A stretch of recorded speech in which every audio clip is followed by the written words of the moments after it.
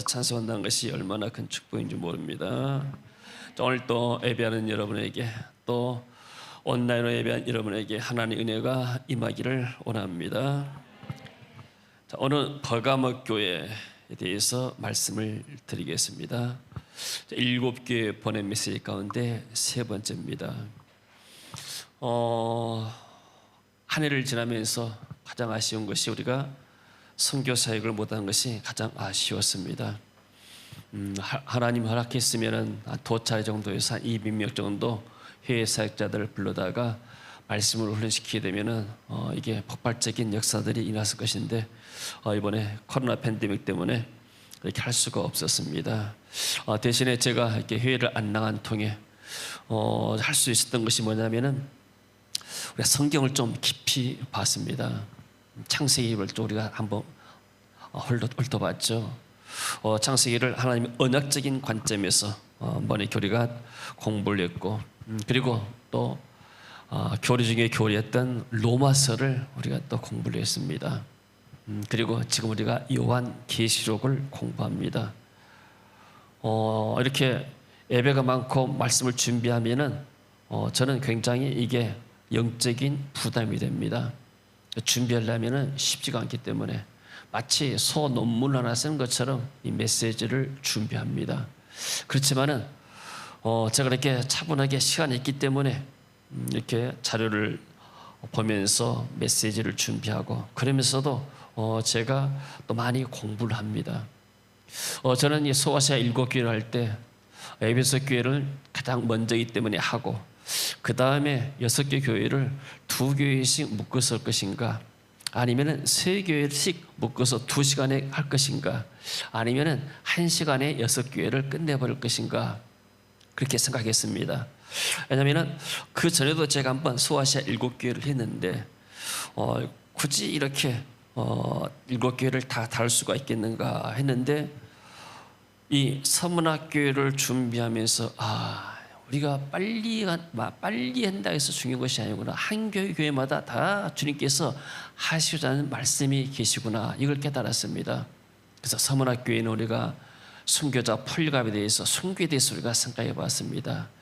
오늘 버가모 교회에 대해서는 하나님이 우상이 무엇인가에 대해서 우리에게 분명하게 말씀인 것을 보았습니다. 하나님 은혜가 오늘도 우리에게 있기를 원합니다. 이 버가모 교회는 현재 베르가모라는 지역입니다. 그 지도에 보게 되면은 서머나 북쪽으로 버가모 교회가 있게 되죠. 여기가 한 100km 정도 된다 하고, 어떤 사람들은 한 60km 된다고 말하는 사람이 있습니다. 하여튼 서머나 북쪽으로 있는데, 이 도시는 해안에 있지 않고 내륙에 있습니다. 그래서 쉽게 말하면 한 100리 정도 떨어진 내륙으로, 바닷가는 아닙니다. 그렇지만은 이 버가모는 굉장히 우상이 성행했던 도시였습니다. 물론 에베소나 서머나에도 굉장히 우상이 많았습니다. 신전도 많고. 그렇지만은 버가모는 그보다 더 심했습니다. 그래서 BC 130년에 로마의 식민지가 되었는데, 아시아주의 수도로서 그쪽에 가장 발전된 수도입니다. 정치 문화의 중심지였습니다. 그리고 여기는 뭐냐면은 지금 오늘날 의학교가 있었습니다. 그리고 20만 권의 이 장서를 구비한 유명한 도서가 있었어요. 그러니까 굉장한 도시죠. 쉽게 말하면 학문의 도시였고 의학의 도시였습니다. 그리고 이 버가모에는 온뿔 모양의 언덕에 제우스 신전, 아테네 신전, 디오니소스 신전, 아에스 클라피오스 신전, 즉 4대 신전이 있었습니다. 그러니까 그 그리스 신화에 나오는 그런 신전들을 이렇게 4개나 크게 세워놨습니다. 그 가운데 제우스 신전이라는 것은 길이가 27m, 높이 6m의 크기로 가장 웅장했다고 그래요. 그리고 뱀으로 상징되는 의료신인 아스클레오피스 신전. 근데 이 사람들이 이렇게 의학이 발달됐는데도 불구하고 뱀을 신으로 섬기는 거예요. 뱀은 사단을 상징하잖아요. 그래서 주님이 오늘 또 사단의 일하고 말씀하신 이유가 나온 것 같아요. 뱀은 사단을 상징하고 용도 사단을 상징합니다. 중국 사람들이 용을 많이 그리잖아요. 옛날 우리나라도 용을 뱀사자를 이렇게 그려놓고 또 용을 이렇게 문신한 사람도 그러지 않습니까? 그 전에 제가 제주도 어떤 지역에 갔습니다. 그때 이제 뭐 전도 팀이 가가지고 전도한다고 해서 가게에 섰었는데 거기에 이제 보건 소장이 집사님이었어요. 거기에서 제가 이제 자면서 그분들과 좀 말씀을 나누고 기도하고 그랬었습니다. 근데 거기서 그 보건소장 집에 가서 지소장이죠. 보건소장이 어떤 마을이기 때문에 지소장이 가서 하는데 부인이 지소장이고 이분은 또 이렇게 사업하신 분이더라고요. 잠을 자는데 꿈을 꿨습니다. 새벽에 깜짝 놀랐어요. 저희들은 폭포가 있잖아요. 폭포가 이렇게 내려오는데 거기에 남녀들이 막 이렇게 벌거벗고 엉켜 있고 이런 걸 봤어요. 마치 뱀이 엉켜인 것처럼. 그래 굉장히 제가 새벽 2시쯤이나 꿈을 꿔가지고 놀래가지고 잠이 안 오더라고요. 그래서 내가 이것을 어떻게 해석해야 되나. 그래 내가 이제 그 남자의 시선과 더불었을 때 한번 이야기를 했습니다. 집사님, 제가 집사님 댁에서 자면서 어젯밤에 이런 꿈을 꿨습니다. 어떻게 생각하십니까? 그러니까 이 집사님이 이야기한 거예요. 목사님, 이곳은 옛날부터 뱀을 섬기는 그러한 마을이었습니다. 그리고 단지 안에다가 뱀을 넣어가지고 그 텔레비 나오니까 이제 안 한다고 그러더라고요. 그래 옛날에 그랬다고 그래요. 그래서 여기에 보건지소에 발령받아 온 사람들이 얼마 못 있다가 다 떠나간대요. 부부싸움하고 이혼하고. 그리고 노인 할아버지들이 그 다방이 있는데 다방에서 그 티켓 받은 다방이 있다 해가지고 노인 할아버지들이 그런 이렇게 다방 사람들하고 이렇게 바람이 나가지고 항원 이혼도 많고. 우리도 이곳에 와가지고 부부가 굉장히 싸웠습니다. 이혼 직전까지 갔습니다. 이런 이야기래요. 아, 이것이 뱀을 섬기는 우상을 섬기는 마을이구나. 나 그때서 그 영적인 실체를 깨달았어요. 나는 생각할 때 저희들은 깨끗하고 바닷가가 있고 공기 좋고 얼마나 사람들이 가기를 좋아합니까? 그런데 그런 마을에가 영적으로 볼 때 이렇게 어둡다는 것을 그때서 깨달았어요. 그러니까 이 뱀이라는 것은 사단이 뱀을 통해서 원래 에덴 동산에서 하와를 유혹할 때도 뱀이 하와를 유혹했잖아요. 뱀은 사단을 상징합니다. 그래서 이 도시 버가모 도시가 그야말로 의료신 마시긴 말에서 아스클로피스가 뱀으로 상징되기 때문에 이것을 막 섬기는 이러한 도시였습니다. 그러니까 겉으로는 나라가 이 도시가 굉장히 발전되고 뭔가 휘황찬란하고 또 신전에 가게 되면은 여러 가지 귀한 것들이 있기 때문에 사람들이 이렇게 거기에 신전에 이합되고 사람들이 거기 가서 숭배하고 그러잖아요. 그런데 거기에는 그 신전에 돌로 포장된 20m 넓이, 20m 넓이라면 굉장히 이게 지금 큰 도로지 않습니까? 길이 80m 직진 도로가 있었고 도로 양편에 15m 높이의 돌 기둥들이 도열해 있었다. 그러니까 광장에 있는데 큰 도로가 있는데 양쪽에 그 기둥들이 있고 그 집 앞에 지나가게 되면 사람들이 얼마나 좀 웅장함을 느끼겠습니까?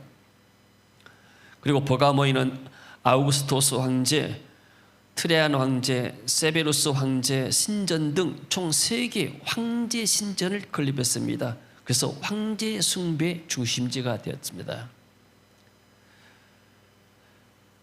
성경에 보니까 다니엘서에 느부갓네살이 자기 신상을 만들었습니다. 금으로 만든 신상이에요. 그 한번 읽어볼까요? 다니엘서 1장 3장 1절 2절. 느부갓네살 왕은 높이 27m, 너비 2.7m의 금신상을 만들었다. 왕은 그 신상을 바빌론도에 두라 평화에 세우고 총독, 지방장관, 군사령관, 왕의 고문, 재무관, 재판관, 치안판사, 그 밖에 각 도의 모든 관리들에게 자기가 세운 신상의 제막식에 참석하라고 지사하였다. 높이가 27m입니다. 27m에 신상을 만들어 놓고 우리가 잘 아는 듯 다니엘이 할지 모든 고관대들 다 모여라 이렇게 해가지고 자기 신상 앞에다 절하라. 이게 바로 우상 아닙니까? 마치 이 버가모가 이런 그런 도시였습니다. 그 다음에요. 자, 금신상 다니엘의 꿈 해석인데 나중에 이제 이 다니엘이 그 바벨론 왕 느부갓네살이 꿈을 꾸고 그것을 해석해 달라니까 말합니다. 대왕께서는 인간 사이에 쫓겨나 들짐승과 함께 살게 될 것이며 7년 동안 소처럼 풀을 먹고 이슬에 젖을 것입니다. 그리고 왕이시여 제 말을 들으십시오. 지금부터라도 죄를 버리고 옳은 일을 행하며 가난한 자에게 자비를 베푸십시오. 그러면 왕이 계속 번영을 누릴 겁니다. 신상 만들었고 나서 이 사람이 7년 동안 소처럼 풀을 뜯고 그의 손톱이 독수리의 발톱같이 되고 그리고 그 머리가 독수리처럼 새털처럼 되었습니다. 그러면서 7년 동안 광야에서 수풀에서 헤매고 고통을 받았습니다. 그래서 우상을 숭배하는 사람들은 반드시 실패한 거예요. 지금 북한에 35,000개 김일성 동상이 세워졌다고 그래요. 그 중에서도 만수대에 위치한 동상은 20m 높이의 초대형 동상. 아까 느부갓네살 왕은 27m였죠. 근데 느부갓네살 왕은 하나를 세웠는데 이 북한은 지금 곳곳 35,000개면 얼마나 많겠습니까? 각 도시마다 골마다 다 있을 거 아니에요. 김일성의 60회 생일을 기념해서 72년도에 건립되었고 만수대 경비를 위해서 5만 명의 병력이 배치되어 있고 북한의 김일성의 동상에 서 있는 만수대는 1907년 평양 대붕운동이 일어났던 유명한 장대현 교회 자리다. 교회 자리다가 우상을 세워놓은 것입니다. 자, 우리 한번 영상 한번 잠깐 볼까요? 최근에 그 교육감들이 이제 최근에 어떤 얘기들 하냐고 하면 다 그런 건 아니지만 좀 진보적인 분들이 우리 아이들 수학여행 북한으로 보내겠다는 겁니다. 그럼 북한에 가면 이 아이들이 수학여행 코스 가운데 처음 코스가 뭐가 있겠어요? 동상 앞에다 참배하게 해야 되겠죠? 그럼 우리 아이들이 김일성 이 우상화된 동상 앞에 참배하면 돼야 안 돼요? 신전 참배 안 하다가 주기철 목사님 숭배하시는데 여러분들이 이런 것도 잘 살피셔야 됩니다. 저는 그래서 그것 때문에 반대하는 의견 냈어요. 우리 아이들 가면 북한 상황으로 가면 다 가서 김일성 농장 가서 참배시킬 텐데 우리 아이들 모르고 다 우상 숭배하고 나면 그 우상 앞에 절하고 나면 어떻게 되겠냐. 또 김일성 생가 유적지라고 하면은 뭐 이런 신격과 우상한 얘기 막 듣고 나오면 애들이 잘못돼서 오염될 수 있겠죠. 그래서 이런 부분 때문에 교회가 깨어 기도해야 됩니다. 그래서 우리가 영적으로 오염되지 않고 바르게 참 진리 예수 그리스도로 북한에 있는 어둠을 다 무너뜨리고 어둠이 물러갈 수 있도록 해야지. 그렇게 되지 않은 상태에서 우리 아이들 보내면 갔다가 다 참배하고 나면 영적으로 다 물들어가고 그래서 바른 길로 가도록 통일이 바른 방향으로 가도록 기도해 주시기 바랍니다. 네, 다른 영상.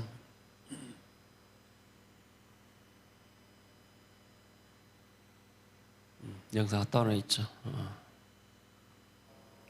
북한 김정은 국방위원회 제1위원장이 김일성과 김정일의 새 동상을 세우는데 열을 올리고 있습니다. 이번에는 평양에 또 대형 동상을 만들고 있는 모습이 위성에 잡혔습니다. 어떤 의도인지 이선아 기자가 보도합니다. 지난 8월 초 평양 중심부 룡성구역 공사가 한창인 시설입니다. 1년 전과 비교해보면 똑같이 생긴 두 건물 사이 정사각형 광장에 새로운 구조물이 생겼습니다. 미국의 한 북한 전문가가 이 구조물이 김일성, 김정일 부자 동상을 세울 지지대라는 분석을 내놨습니다. 또 사진에 찍힌 시설은 제2자연과학원이라는 곳으로 북한이 아직 공개하지 않은 미사일 연구시설이며 동상 주변의 두 건물은 각각 김일성, 김정일 박물관으로 추정된다고도 밝혔습니다. 주변에 여러 건설 자재가 널려 있는 걸로 봐서 대규모 공원 등의 시설이 더 들어설 걸로 보입니다.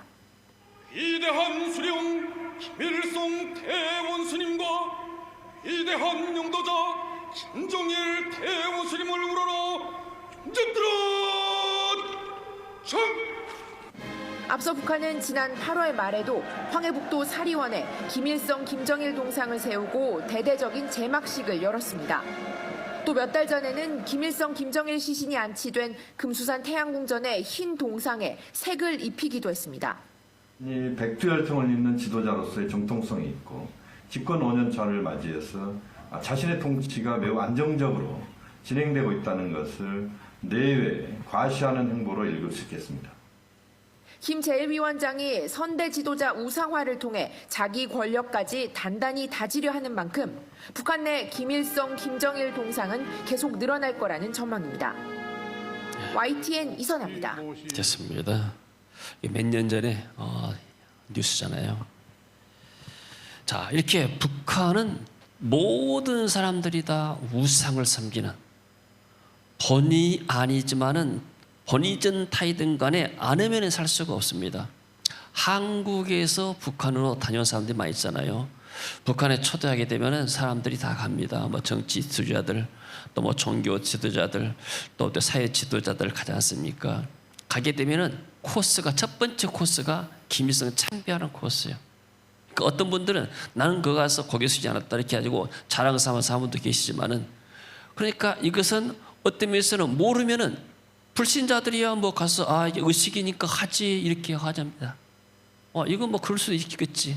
근데 이것은 성경이 말할 때 이것은 사단의 유가 있고 귀신한테 하는 것이고 마귀한테 하는 것이다.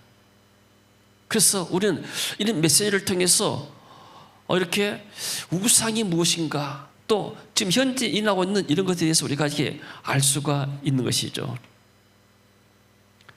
자, 여기서 주님께서 어떻게 나타나시는가?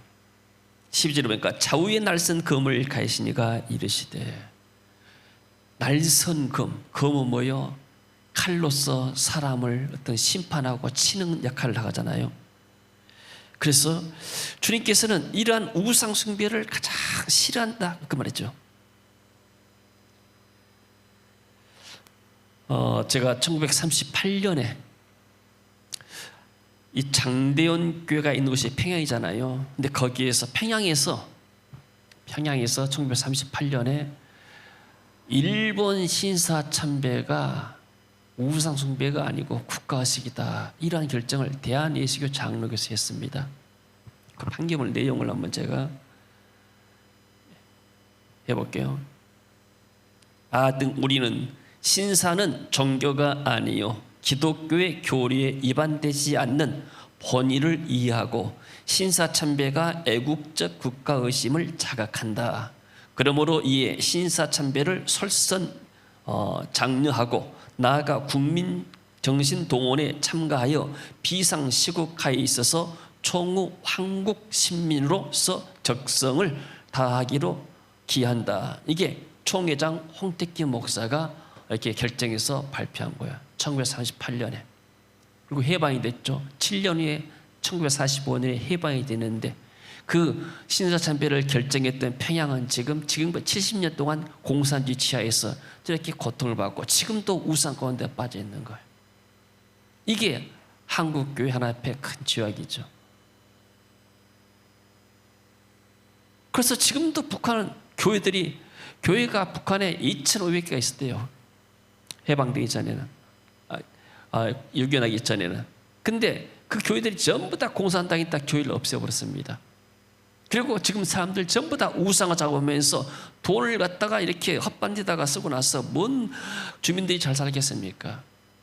돈 있으면 그 돈 가지고 국민들의 복지를 위해서 여러 가지 무엇을 해야 되는데, 그런 것을 해가지 않고 병원 짓고 학교 짓고 뭔가 연구소 지어가지고 나라가 발전될 방향 해야 되는데, 핵을 만들고 우상 만들고 그런 데다 돈을 다 쓰게 되니까.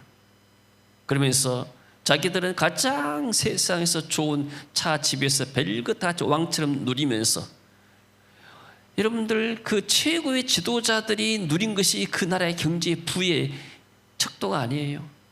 얼마나 가난한 사람들이 없고 얼마나 이렇게 배고픈 사람이 없고 전체 가난한 사람들, 하층민 사람들이 얼마나 복지가 좋은가, 거기에 따라서 국민의 수준이 달라지잖아요. 자기들은 이렇게 호의식하고 사람들을 이렇게 인권을 타락하면서 정권을 유지하기 위해서 우상화하면서 일하잖아요. 근데 백성들은 이제 그 정권하에 있기 때문에, 칼날하에 있기 때문에 어쩔 수 없으니까 사람들이 가서 우상 숭배하면서 이렇게 하는 거죠. 그러니까 교회들이 다 사라져버렸고 그 가운데 있으면 사람들은 이렇게 핍박받고 또 어떤 수용소 가서 갇혀 있어서 고통받고 있잖아요. 이때 주님이 말씀하십니다. 좌우의 날선 검을 가시니까 반드시 하나님이 이런 사람들을 심판하시겠다는 거예요. 옛날 우리나라에도 부자가 3대 가지 못한다고 그랬습니다. 근데 우상을 숭배하는 사람들은 하나님의 3, 4대 만에 망할 거라고 그랬어요. 반드시 저 북한 정권은 망할 줄로 믿습니다. 왜? 하나님이 심판할 줄로 믿습니다. 그래서 평화적으로 이렇게 통일되어야 할 줄로 믿습니다. 근데 여기 이 교회가 문제가 무엇인가? 발람의 교훈과 니골라당의 교훈에 미혹된 교회였습니다. 그래서 그 다음에 봅시다. 주님께서 말씀하시죠. 13절에 한번 읽어봅니다.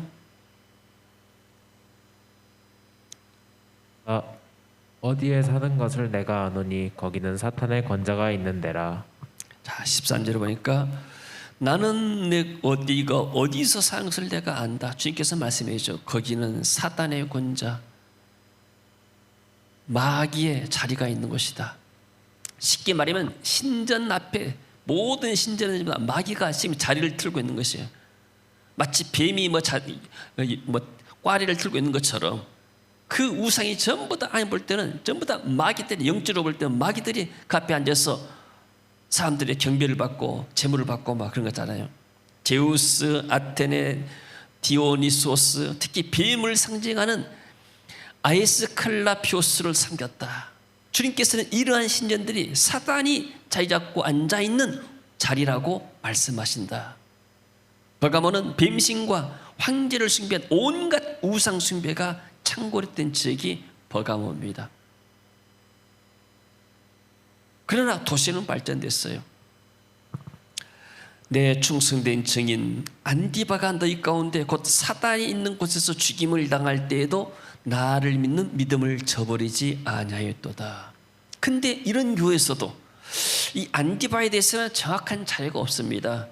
근데 이 한 주석가 렌스키라는 사람은 이 사람이 안디바가 버가모의 감독이었는데 뜨겁게 달궈지는 어떤 이렇게 이 송아지 이렇게 상에다가 그래서 불에 의해서 순교당했다 이렇게 말하고 있습니다.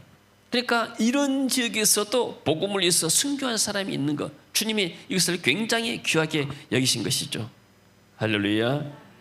아무리 세상이 어렵고 힘들하더라도 하나님이 교회마다 다 중요한 인물들, 신앙을 변절하지 않냐고 주님에 의해서 끝까지 충성한 증인들을 남겨두신 줄로 믿습니다.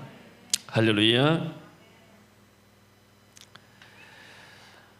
주님께서 책망하십니다. 발람의 교훈을 따른 사람들이 있다. 14절에 보니까 그러나 내게 두 가지 책망할 것이 있나니 거기 내게 발람의 교훈을 지키는 자들이 있도다. 발람이 발랄 가리켜 이스라엘 자손 앞에서 걸림돌을 놓아 우상의 제물을 먹게 하였고 행음하게 하였느니라. 발람이라는 사람은 원래 선지자입니다. 근데 이스라엘 민족이 광야에서 이제 모압 지역을 통과하게 되었어요. 모압 족속은 롯의 후손이잖아요. 롯의 후손이 모압과 암몬인데, 그러니까 아브라함 이 이스라엘 민족과는 친척이잖아요. 그런데도 불구하고 모압과 암몬은 우상을 극렬하게 섬긴 민족입니다. 이 사람들은 어떤 우상을 섬겼는가? 그모스라는 신을 섬겼는데 거기는 자기 자식들을 불러 태워서 제물로 드리는 그런 악랄한 종교였습니다.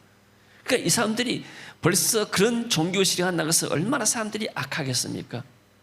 근데 좋게 그냥 이스라엘 민족들이 모압 땅을 지나서 가도록 하면 되는데 이 모압 왕 발락이라는 또 발락이라는 왕이 있습니다. 그래서 발람을 찾아가지고 이스라엘 민족이 저주를 해더라. 어떻게든지 이 사람들이 이렇게 잘못되게 저주해라. 그런 악한 어떤 이렇게 계획을 세웁니다. 발람이 이스라엘 민족을 저주하기 위해서 가는데 하나님께서 굉장히 막으시죠. 천사를 통해 막으시고, 그렇지만 끝내 가가지고 발라에게 꾀를 말해줍니다. 나는 이 사람들을 저주할 수가 없습니다. 대신 내가 이 사람들이 멸망할 수 있는 길 하나 가르쳐 주겠습니다. 이 사람들, 이스라엘 사람들이 오거든 남자들을 다 모압 제사에 청하시오. 그러면 제사에 청해 경배하게 만들고 숭배하게 만들어서, 그리고 제사 음식을 먹고, 그리고 여자들과 더불어서 행음하도록 하세요. 이걸 가르쳤어요. 그러니까 이스라엘 민족들이 거기에 따라가지고 남자들이 가서 제사에 우상 숭배하고 음식 먹고 그리고 얇고 행음했습니다. 하나님 이것을 진노하셨죠. 25장 민수기 1절 3절 읽어봅니다. 이스라엘이 십딤에 머물러 있더니 그 백성이 모압 여자들과 음행하기를 시작하니라. 그 여자들이 자기 신들에게 제사할 때 이스라엘 백성을 정하매 백성이 먹고 그들의 신들에게 절함으로 이스라엘이 바알 부올에게 가담한지라. 여호와께서 이스라엘에게 진노하시니라. 9절 그 연병으로 죽은 자가 24,000명이었더라. 이것 때문에 24,000명을 하나님이 죽이셨어요. 하나님이 가장 싫어하는 것이 우상 숭배입니다. 살인보다도 사람에게 취하는 모든 살인이나 간음이나 도둑질이나 이렇게 모든 그런 것들은 다 용서할 수가 있어요. 그러나 우상 숭배는 용서할 수가 없는 거예요. 하나님을 배반한 것이기 때문에. 그래서 하나님이 이 우상 숭배를 가장 싫어하십니다. 나 외에는 다른 신을 내게 두지 말고, 그리고 그 이어서 다른 우상을 만들지 말라. 우상이라는 것은 뭐냐면 헛된 상입니다. 사람 인자들 하잖아요. 사람하고 원숭이 모양을 만들었습니다. 그래서 어떤 사람 모양을 만들어 가지고 여기다가 절하는 것을 말해요. 이게 우상. 상이나 이 코끼리 상인데 사람이 만드는, 그러니까 이 헛된 모양을 만들어 가지고 사람이 헛된 모양 만들, 전부 다 헛것입니다. 이것은 실상이 아니고 헛것인데, 이 뒤에가 무엇이 있는가? 이 뒤에가 사탄이 있고 이 뒤에가 뱀이 있단 말이에요. 뱀. 그래서 우리 민족들은 뭐가 있는가? 우리 믿던 제사라는 것이 있어요. 제사. 제사는 조상들을 은되게 감사해서 성민다 하는데, 그 앞에다가 상 차려놓고 음식 놓고 절하게 되면은 죽은 조상은 천국 아니면 저게 이미 운명이 결정되어 버렸습니다. 그 죽은 사람이 영원히 와가지고 음식을 희망하거나 먹거나 그렇지 않아요. 이미 그들은 올수갈 수가 없어요. 대신에 그걸 이용해가지고 귀신이 그 사람들의 절을 받는 거예요. 사단에게 절하는 겁니다. 자, 고린도전서 10장 20절 한번 읽어봅니다.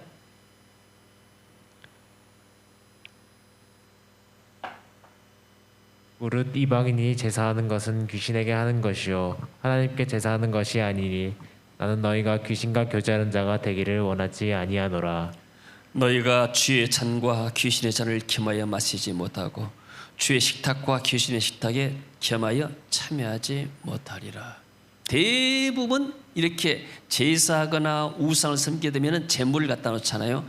제물을 바치고 나서 그 제물을 같이 먹는 거예요.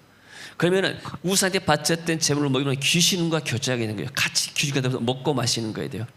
우리는 주의 식탁이라는 것은 뭐냐면은 주의 잔과 주의 식탁이라는 것은 성찬을 말합니다. 우리는 교회 와서 예수님의 피와 살을 상징하는 떡과 포도주를 먹고 마시면서 주님같이 동참하잖아요. 주님같이 먹고 마시면서 우리가 주님의 몸된 교회에 동참하고 주님의 동참하는 거예요. 하나가 되는 겁니다. 그러니까 귀신이 바쳤던 음식을 먹고 나게 되면 같이 귀신과 더불어서 교제하는 자가 되고, 그러다 보면 귀신이 그 속에 들어가서 역사하고 그 집안에 역사하는 겁니다. 저는 시골 마을에서 살았는데 종갓집에 제사를 많이 지낸 집안치고 그들의 자녀들이 잘 되지 않아요. 특별히 장손들이 다 어려움을 당해요. 그런 걸 봤습니다. 그러니까 이런 귀신을 잘 섬기는 무당들이나 모든 귀신을 섬기는 이런 집안들은 반드시 거기에 정신적인 문제들, 영적인 문제들, 많은 육신적인 문제들이 나타난 거예요. 그래서 우리는 늘 주의 날을 기억해서 하나님 앞에 예배하고 성령으로 충만받아야 할 줄로 믿습니다. 할렐루야. 자, 그러므로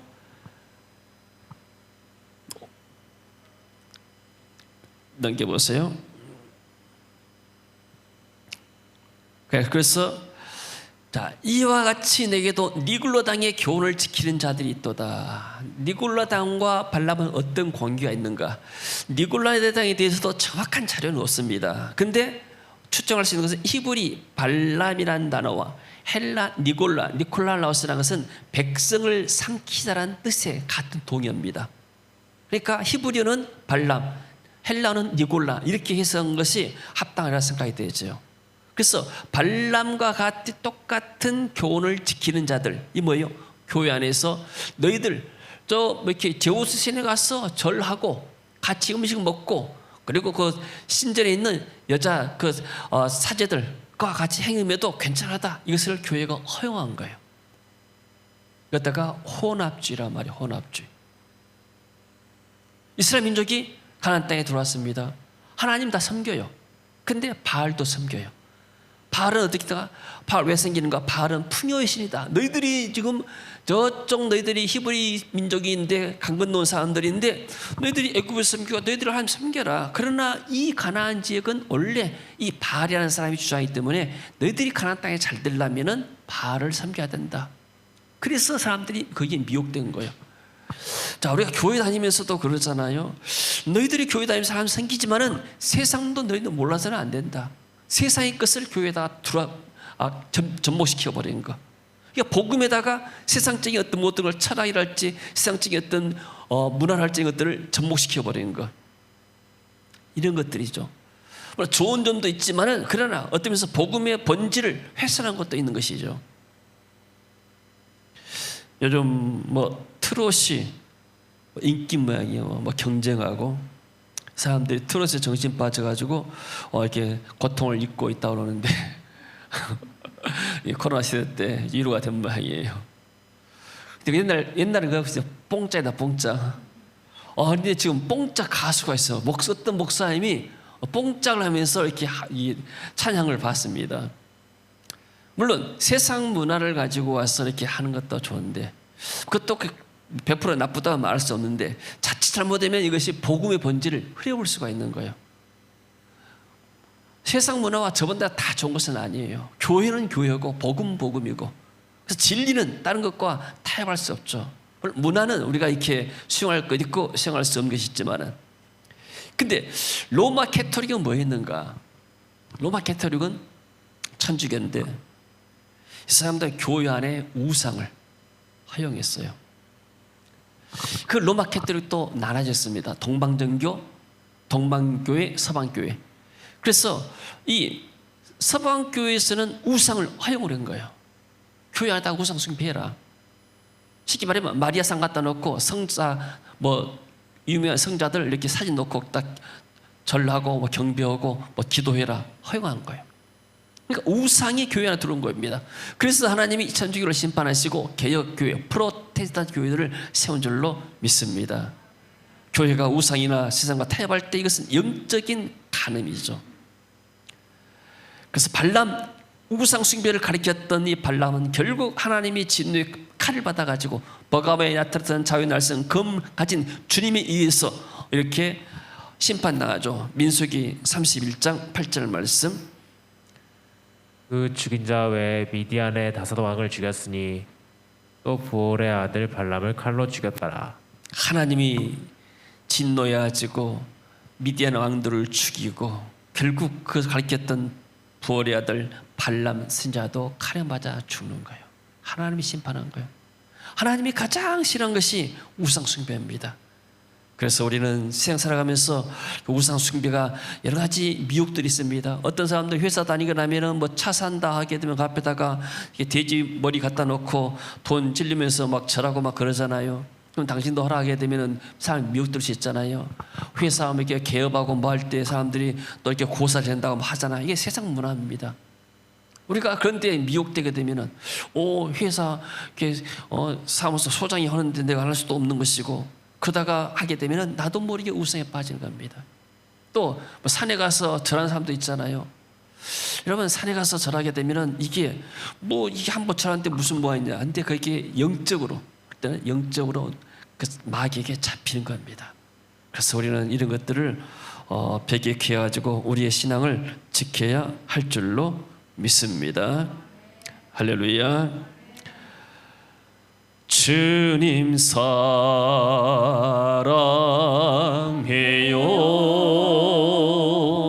온 마음과 정성 다해 하나님의 신실한 친구 되기 원합니다. 나 무엇과도 주님을 바꾸지 않으리. 나 무엇과도 주님을 바꾸지 않으리. 다른 어떤 은혜 구하지 않으리. 오직 주님만이 내 삶의 도움이시니 주의 얼굴 보기 원합니다. 주님 사랑해요. 주님 사랑해요.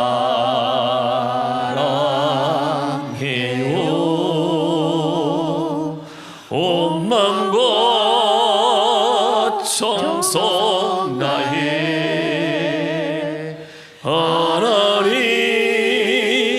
하나님의 신실한 친구 되기 원합니다. 우리 청년들 만약에 북한 가가지고 그 김일성 동사 앞에 가가지고 다 모든 관광객들이 다 절하는데 같이 안 하면 안 되는데 어찌해야 되겠어요? 미국이 한 관광객들이 북한을 가려는데 북한 오면 이렇게 참배한다. 그래서 우리는 그 참배할 수 없다.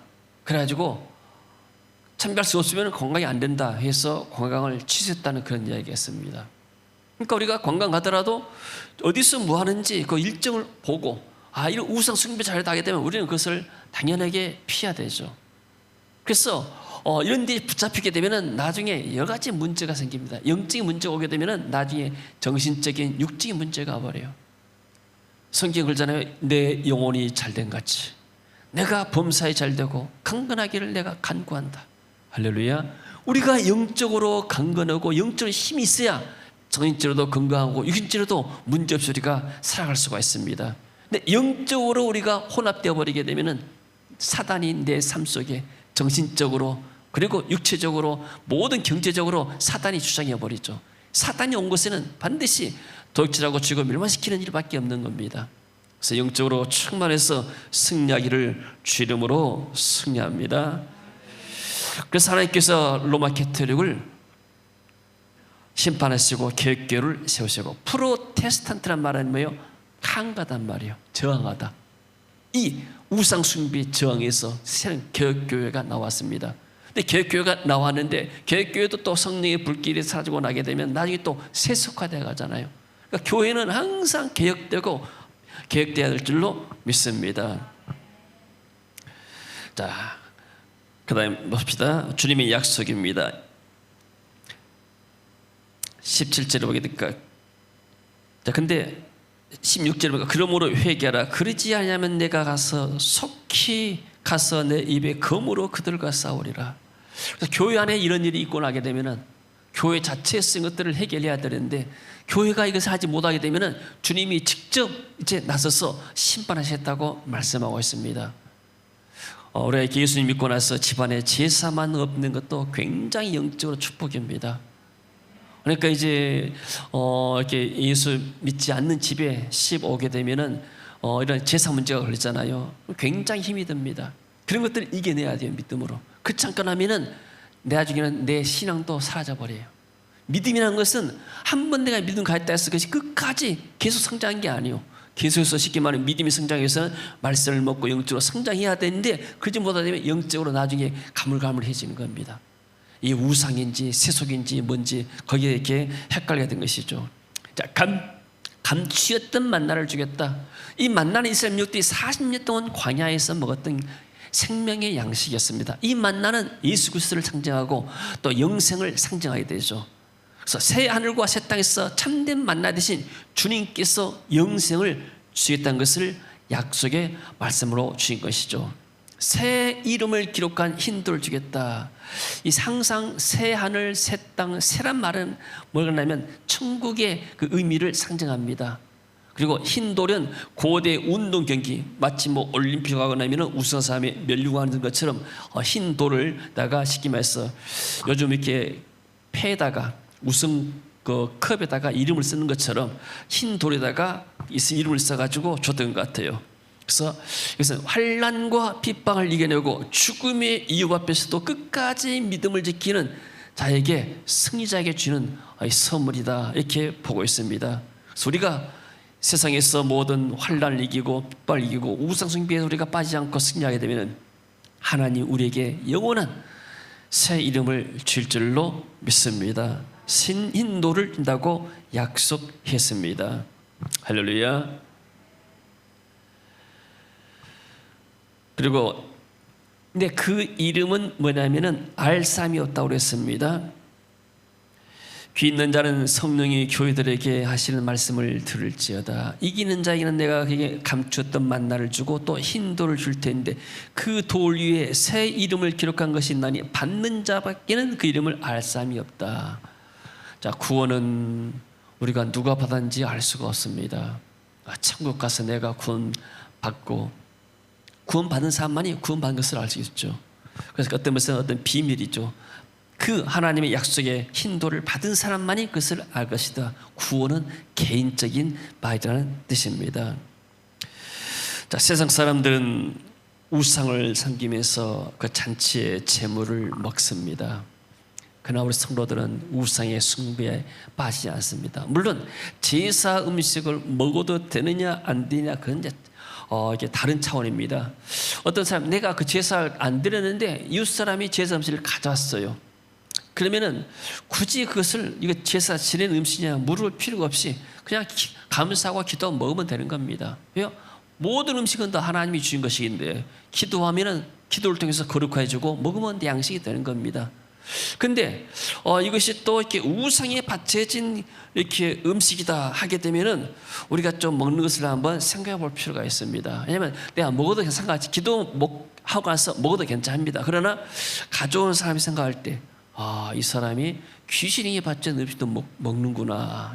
그러면 믿음의 차원, 건덕의 차원에서 그것은 안 먹어도 괜찮은 거예요. 근데 여기 지금 말하는 우상의 제물은 뭐냐면은 내가 우상 숭배에 참석하고 내가 먹는 것을 지금 말하고 있는 거예요. 그러면은 그것은 안 된다 그 말입니다.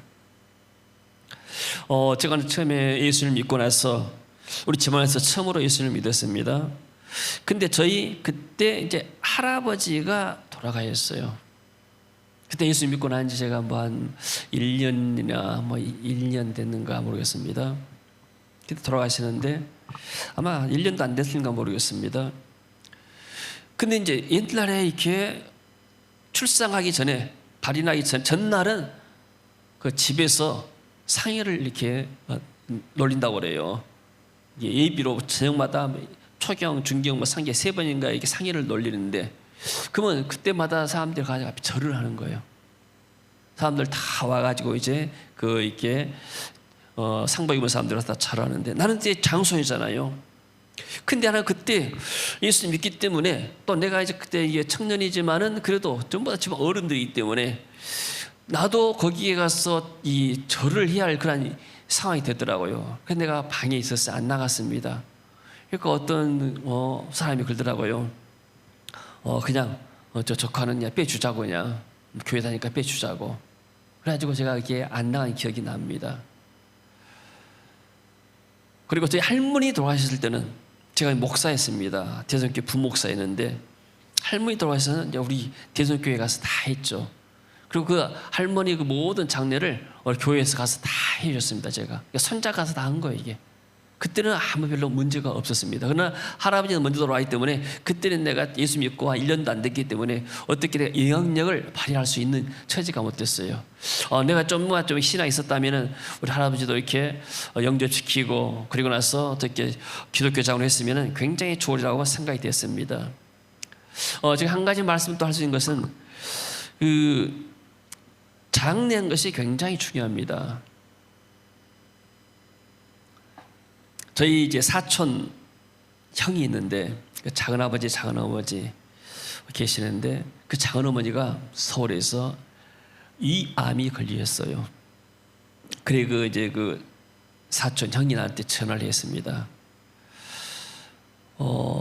어머니가 암에 걸려가지고 얼마 못 살 것 같다. 근데 어머니가 나를 찾는다는 거예요.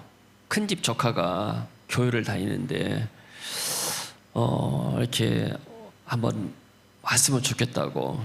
그때 우리 교회를 개척해가지고 그 주월동에서 지하에 살 때 했습니다. 그 집사람 나하고 같이 올라갔습니다. 그날 버스 타고 새벽에 전화 받고 그래가지고 성찬 도구를 가지고 왔습니다. 가서 이대 부석병원에 입원해 계시더라고요. 가서 왜 불렀냐 물어보니까 내가 이제 죽을 때가 되는데 우리가 조카가 믿는 하나님 믿고 가고 싶다. 그래서 불렀다는 거예요. 그래서 내가 복음을 증거하고 예수를 영접을 시켰습니다. 거기서 성찬회식을 했어요.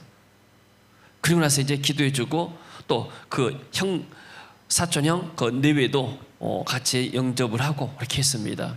교회 가시라고. 그리고 이분이 이제 퇴원해가지고 한 1, 2년 살았어요. 그러면서 이제 이 가까운 집 앞에 가까운 이제 교회를 다녔습니다.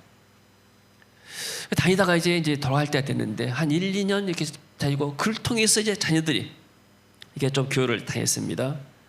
근데 무슨 일이 있었냐면은 이제 어머니가 돌아갈 때가 됐어요. 그래서 나는 이제 그 서울에 왔다 갔다 잘 안 하기 때문에 잘 상황을 모르는데 그 이제 형이 그 담임 목사한테 가서 상의를 했습니다. 어머니가 돌아가시게 되겠는데 장례식을 어떻게 하면 좋겠는가. 그 당시 작은 아버지는 천주교를 다녔어요. 아버지 이야기는 천주교에서는 장지를 준다고 하는데 어떻게 하면 좋겠느냐고.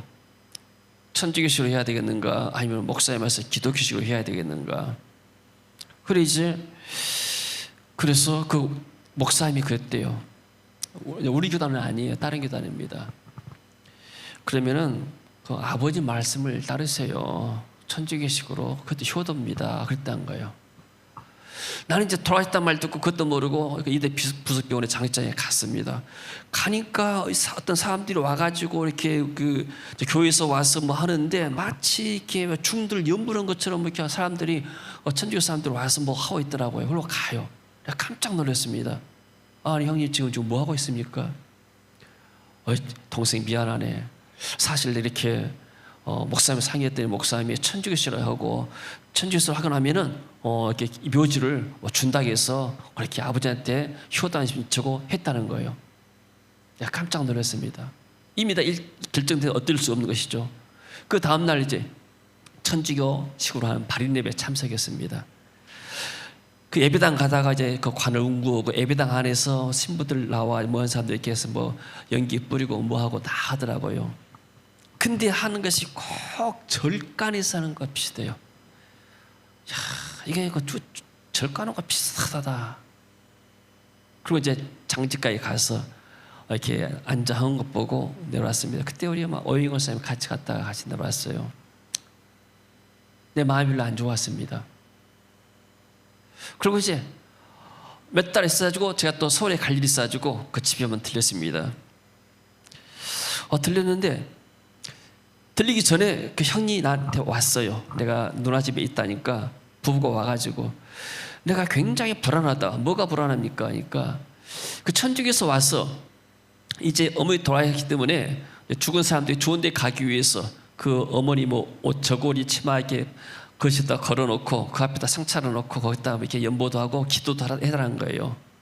근데 우리는 그 큰 방에서 이제 우리 작은 방으로 건너오게 되면 그 앞에 지나가기가 굉장히 무섭다는 거예요. 나는 그런지도 몰랐습니다. 알았습니다. 저 내일 그쪽 가가지고 형님 집 가서 제가 장아버지 만나겠습니다. 같이 식사하면서 제가 이야기를 했습니다. 이것은 이미 작은 어머니의 영혼은 천국에 가 있습니다. 더 이상 어디 가서 헤매지 않습니다. 분명히 예수 영접받기 때문에 바로 천국 갔습니다. 이렇게 옷 차려놓고 해서 절하게 되면 귀신이 왔다 갔다 하고 이게 집안에게 어둡습니다. 이게 안 될 일입니다. 내가 뜰 수가 없고 스스로 이렇게 작은 아버님이 뜯으세요. 이게 가정을 위해서 좋은 것이고, 만약에 이것을 붙이고 났으면 계속 집안에 재앙이 일어날 것입니다. 그래서 그걸 뜯었어요. 근데 거기가 이제 아들이 셋인데 막내 아들, 둘째 아들이 교회 다니는데 막내 아들이 그들부터 천주교를 다녀요. 왜 다니냐니까 어머니가 천주교에서 장로시기 때문에 또 아버지 영향도 있게 되고, 그래서 마음이 안 좋은데 나중에 몇 년 지나니까 이 막내가 뇌암이 걸렸어요. 아주 건강한 애인데 다 죽었어요. 그래서 이제 그 부인하고 아이들만 이제 살게 되는데, 내가 이걸 처음으로 했어요. 장례식이 너무나 중요하다.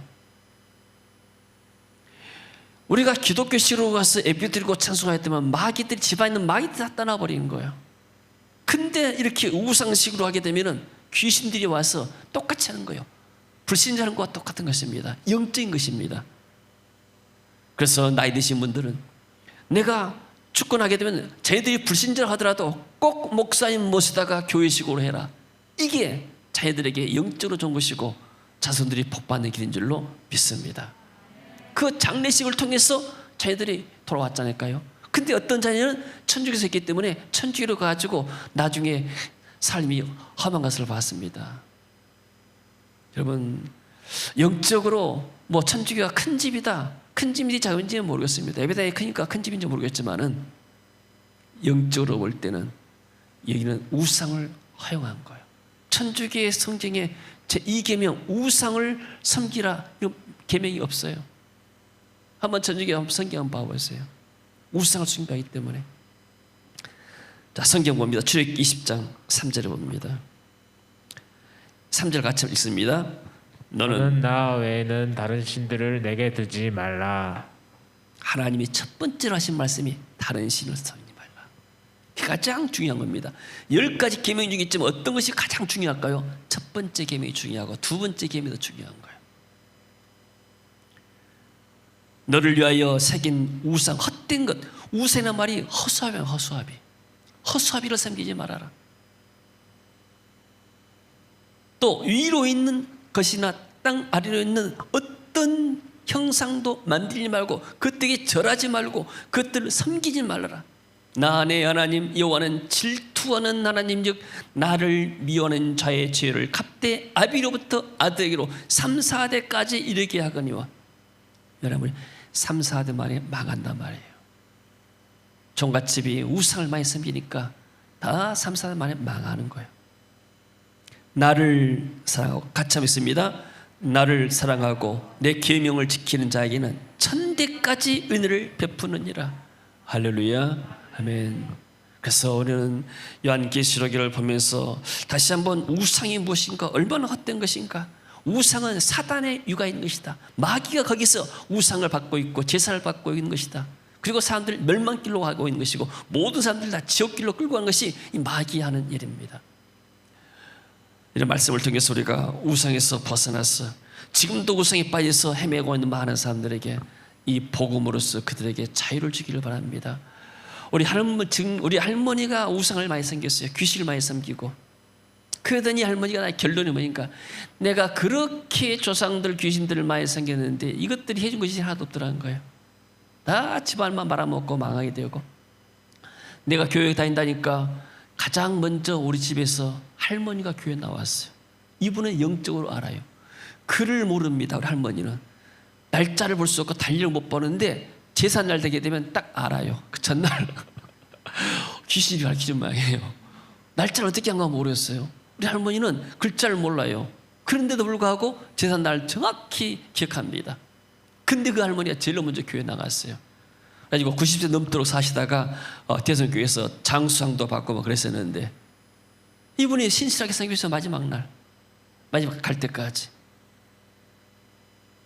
우상은 헛된 것입니다. 지금도 북한은 우상에 빠져 있습니다. 행여라도 누가 북한에 가게 되면 반드시 그것도 우리가 점검해야 되고, 또 우리 학생들이 만약에 북한에 수학여행길이 열린다 했나, 막 수학여행 간다 했다 그런 말 있었지 않았습니까? 가게 되면 이들이 가서 하고 우상 숭배하게 되면 자기도 모르게 빠지는 겁니다. 내가 모르고 했다 해서 죄가 안 됩니까? 내가 모르고 교통신호 위반했다 해서 위반이 아닙니까? 걸리면 걸리는 겁니다. 이게 일본에 한국 제일 교포들이 있어요. 제일 교포 학생들이 북한에 가가지고 관광을 간대요. 그럼 가면 거기도 뭐가 있어요? 페나 그런 데 가서 우상 숭배하고 다 하지 않습니까? 유적지가 뭐예요? 북한의 유적지가 김일성이 그런 생활할지 이런 데 가지고 막 우상화 차고 그러잖아요. 가서도 참배하니까 참배하게 되고, 북한에 오게 되면 다 해야 되니까. 그러면 불신자들은 이런 개념이 없습니다. 개념이 없으니까 같이 가서 하다 보니까 자기도 빠지는 겁니다. 이게 북한에 다녀온 사람들이 많은 이렇게 영적으로 어려움 당하면 반드시 문제가 오게 됩니다. 그래서 우리는 저 북한 우상이 무너지고 북한 땅에서 우상에 빠진 사람들이 정말로 자유의 품에 들어와서 자유롭게 하늘 생기는 그런 은혜의 날이 오기를 기도합니다. 하나님의 은혜가 이번 주간도 우리의 교회 가운데, 우리 민족 가운데 있어지기를 주의 이름으로 축원합니다. 하나님 은혜를 감사드립니다. 우리가 우상에 빠진 민족이었지만은 하나님 이곳에 귀한 선교사들을 보내주시고, 그 선교사들의 저는 복음을 통해서 또 희생을 통해서 우리가 복음을 받고 한국 민족이 살고 한국 교회가 세워지게 하신 것을 감사드립니다. 주님, 우리가 이제 교회 안에 세속화의 물길을 막고 우상의 물길을 막고 더 복음으로 우리가 무장하여서 어떤 환난과 핍박과는 믿음을 지키며 그리스도를 배반하지 않고 끝까지 승리할 수 있도록 우리에게 견고한 믿음을 주시고 은을 베풀어 주옵소서.